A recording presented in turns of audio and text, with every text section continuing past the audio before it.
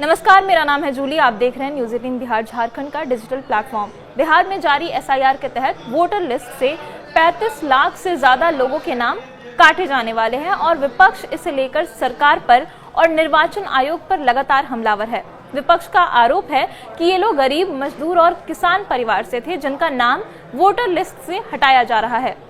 पर क्या इस दावे में सच्चाई है? जिनके नाम काटे गए वो लोग आखिर कौन हैं? और अगर किसी भारतीय का वोट कट गया तो क्या होगा? बिहार से इस एसआईआर की प्रक्रिया की शुरुआत आखिर क्यों की गई? इससे पहले आखिर इसे क्यों नहीं कराया गया? इस तरीके के कई सवाल हैं जो कि अभी उठाए जा रहे हैं और इन सवालों का निर्वाचन आयोग ने पूरे डिटेल में जवाब भी दिया है और इस वीडियो में हम विस्तार से समझेंगे कि निर्वाचन आयोग का इस पूरे मामले पर क्या पक्ष है, उनका क्या जवाब है। सबसे पहला सवाल ये है कि क्या भारतीय लोगों के नाम वोटर लिस्ट से हटाए जा रहे हैं? आयोग ने इस आरोप को एकदम गलत बताया है। निर्वाचन आयोग के सूत्रों ने दावा किया है कि बिहार में एक भी जेन्युइन वोटर यानी कि जो भारतीय मतदाता हैं, जो बिहार के नागरिक हैं, उनका नाम वोटर लिस्ट से नहीं कटेगा।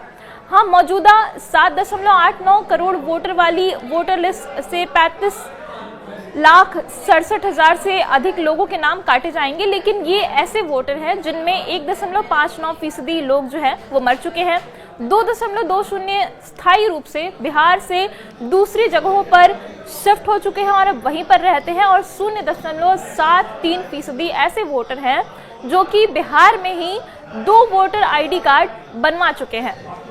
ऐसे वोटरों की संख्या अभी तक 35,67,280 निकली है, जबकि अभी ये काम जारी है। एसआईआर की प्रक्रिया अभी पूरी नहीं हुई है और इस आंकड़े में अभी और भी बढ़ोतरी हो सकती है। कुछ और वोटरों का नाम इस लिस्ट में जुड़ सकता है। आयोग ने दावा करते हुए ये भरोसा जताया है कि एक भी भारतीय वोटर का नाम बिहार की वोटर लिस्ट से नहीं काटा जाएगा। मुख्य चुनाव आयुक्त ज्ञानेश कुमार ने कहा कि वो बिहार से सभी पात्र मतदाताओं का जो नाम है वो ये सुनिश्चित करेंगे कि उनका नाम ना कटे और साथ ही उन्होंने धन्यवाद भी दिया है लोगों का कि वो मतदाता सूची के आवश्यक संशोधन में सक्रिय रूप से भाग ले रहे हैं। इसके लिए उनका बहुत बहुत उन्होंने धन्यवाद दिया है। अब अगले सवाल पर बढ़ते हैं। क्या निर्वाचन आयोग किसी की नागरिकता छीन सकता है? संविधान के आर्टिकल 326 के तहत निर्वाचन आयोग वोटर लिस्ट को रिवाइज कर रहा है, जिसमें वोटर लिस्ट में नाम जुड़वाने के लिए भारतीय नागरिक और वयस्क होना जरूरी है। जो कोर्ट द्वारा अमान्य घोषित ना हो, उनका नाम वोटर लिस्ट में जोड़ा जाएगा। चुनाव आयोग किसी को ना तो नागरिकता दे सकता है और ना ही किसी की नागरिकता छीन सकता है। ये काम केंद्रीय गृह मंत्रालय का होता है। आयोग को केवल वोटर लिस्ट को शुद्ध करने का अधिकार है, किसी को नागरिकता देने या किसी की नागरिकता छीनने का अधिकार निर्वाचन आयोग के पास नहीं है। जो संविधान है वो कहता है कि आर्टिकल 326 के तहत वो रिवीजन कर सकता है वोटर लिस्ट में और यही काम हो रहा है। इसमें एनआरसी का कोई लेना देना नहीं है। बढ़ते हैं अगले सवाल की तरफ।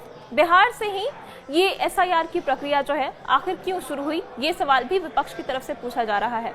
इसका जवाब सिंपल है। निर्वाचन आयोग ने कहा है कि बिहार में ही चुनाव सबसे पहले होने हैं, इसलिए बिहार में नई वोटर लिस्ट से ही आगामी विधानसभा चुनाव कराए जाएंगे। निर्वाचन आयोग ने कहा है कि इसमें किसी वोटर का नाम नहीं काटा जाएगा। हाँ, जो लोग बांग्लादेशी होंगे या फिर म्यांमार से आए होंगे या नेपाल समेत किसी दूसरे देश से आए होंगे, उनका लिस्ट में नाम जोड़ा भी नहीं जाएगा। ये भी साफ तौर पर कह दिया है निर्वाचन आयोग ने। निर्वाचन आयोग ने बताया है कि उनके 1 लाख से ज़्यादा बीएलओ जो कि बिहार में घर घर जाकर एन्यूमरेशन फॉर्म बांट रहे हैं, उनमें से कई जगह उनके सामने ऐसे मामले सामने आए जहां लोगों ने एन्यूमरेशन फॉर्म के साथ दस्तावेज लगाने की बात तो दूर, अपना फोटो और साइन करने से ही इनकार कर दिया। इनके विदेशी नागरिक होने पर शक जाहिर किया गया। ऐसे मामलों की रिपोर्ट बीएलओ ने ईआरओ से की और फिर ईआरओ ने इसकी रिपोर्ट डीएम से की। इसके बाद जब जांच हुई तो ऐसे मामले में बहुत ज़्यादा ऐसे मामले सामने आए जो कि बांग्लादेश या फिर म्यांमार या फिर नेपाल के नागरिक निकले और उनका अवैध रूप से यहाँ रहने का खुलासा हुआ। अब अगले सवाल की ओर बढ़ते हैं कि आखिर समय ये क्यों चुना गया है, इसी समय पर एसआईआर की प्रक्रिया क्यों हो रही है। असल में एसआईआर यानी कि जो नई वोटर लिस्ट बनाने की जाने वाली जो स्पेशल इंटेंसिव रिवीजन है वो साल में 4 महीनों में ही शुरू की जा सकती है। इनमें जनवरी, अप्रैल, जुलाई और अक्टूबर का महीना होता है। इनमें जनवरी और अप्रैल में ये हो नहीं पाया और अक्टूबर में ये बिहार में हो नहीं सकता क्योंकि बिहार में विधानसभा चुनाव होने वाला है। इसीलिए जुलाई से ही इसके लिए शुरुआत की गई और इस महीने को ज़्यादा कारगर माना गया। फिर 2002 में बिहार में जो SIR हुआ था वो 14 जुलाई से 15 अगस्त के बीच में हुआ था, जबकि इस बार तो इससे ज़्यादा समय ही दिया जा रहा है। इसलिए निर्वाचन आयोग का कहना है कि SIR के मामले में बिहार एक स्टैंडर्ड तय कर देगा जिसके आधार पर पूरे देश में SIR किया जा सकेगा। और समय सीमा की जो बात की जा रही है उसमें कोई बहुत बड़ी मुश्किल नहीं है। पिछली बार भी जब इंटेंसिव रिवीजन हुआ था तब भी इसी तरीके से समय की जो सीमा थी वो तय की गई थी। सबसे महत्वपूर्ण जो सवाल है जो लोग पूछ रहे हैं कि आखिर इतनी जल्दबाजी में लोग दस्तावेज कहां से लाएंगे, दस्तावेज कैसे ढूंढेंगे और जो परेशानी हो रही है लोगों को उसका क्या।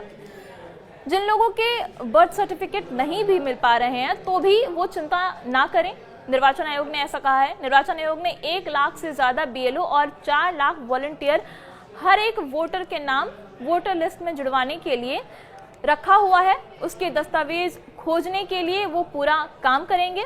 फिर भी इसके बाद भी अगर नहीं मिला तो पंचायती रजिस्टर में 50% से ज़्यादा लोग कवर हो रहे हैं, उनका नाम पंचायती राज के रजिस्टर में है। 2003 की वोटर लिस्ट के हिसाब से करीब 5 करोड़ वोटर को अपना कोई भी प्रमाण नहीं देना है, यानी कि 2003 से पहले जिनका नाम वोटर लिस्ट में पहले से ही है उन्हें कोई प्रमाण देने की जरूरत ही नहीं है। इसी तरह इनके करीब 1.5 करोड़ जो बच्चे हैं उनको केवल अपने माता पिता के प्रमाण के साथ अपना सर्टिफिकेट देना होगा, जिसकी वजह से उन्हें भी कोई परेशानी नहीं होगी। उनके लिए दस्तावेज नहीं भी मिले तो खोज लिए जाएंगे।